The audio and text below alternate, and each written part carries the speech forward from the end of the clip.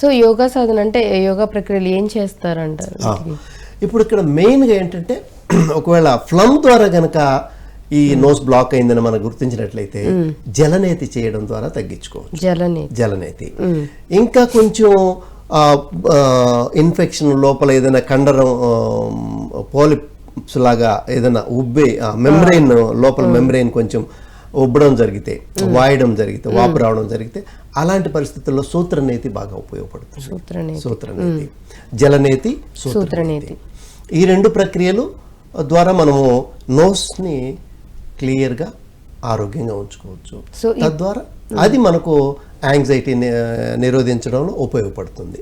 దీని తర్వాత కూడా కొన్ని ప్రక్రియలు ఉన్నాయి, తర్వాత చెప్తాను. అంటే ఇప్పుడు ఈ రెండు ప్రక్రియలు కూడా ఎంత సమయం పాటు లేకపోతే ఎన్ని రోజుల పాటు చేయాల్సి ఉంటుందంటారు? ఓకే, ఇప్పుడు ఒకసారి జలనేతి, సూత్రనేతి ప్రక్రియలు నేర్చుకున్న తర్వాత మనము మన జీవితాంతం ఉపయోగపడుతుంది అవి. ఎప్పుడైనా ఏదైనా సందర్భంలో జలుబు చేసినట్లయితే మనం హాస్పిటల్కి పోయి టాబ్లెట్ వాడిన అవసరం లేదు. జలనేతి, సూత్రనేతి చేసుకుని దానికి సంబంధించినటువంటి బ్రీతింగ్ ఉన్నాయి. ఇప్పుడు జలనేతి చేసిన తర్వాత కొన్ని రకాల బ్రీతింగ్ ఎక్సర్సైజెస్ చేయాల్సి వస్తుంది. ఆ లోపల పోయినటువంటి వాటర్ని బాగా డ్రై చేయడం కోసం కొన్ని బ్రీతింగ్ ఎక్సర్సైజ్ చేయాల్సి వస్తుంది.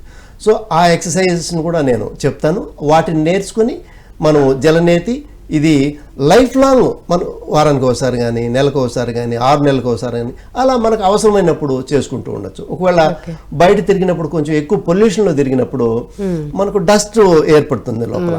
సో అలాంటప్పుడు నోస్ క్లీనింగ్ ప్రాసెస్ ఏమీ లేదు, it's like internal cleansing process. మనం ఏ విధంగా అయితే పళ్ళు తోముకుంటామో అదే విధంగా ముక్కును తోముకోవడం అనమాట. సో క్లీన్గా ఉంటుంది, శుభ్రంగా ఉంటుంది. శుభ్రంగా ఉండడం వలన మనకు ఈ దాదాపు 70 రకాల కఫ సంబంధమైనటువంటి వ్యాధుల నుంచి కాపాడుకోవచ్చు, ప్రివెన్షన్. సో ఇవి చేయొచ్చు అనమాట. లైఫ్ లాంగ్ ఉపయోగపడుతుంది. ఒకసారి నేర్చుకుంటే మనం జీవితాంతం అది దాన్ని వాడుకోవచ్చు. మన దగ్గర ఒక ఆయుధం ఉంటే శత్రువు ఎప్పుడొచ్చినా కూడా మనం ఎదుర్కోవచ్చు.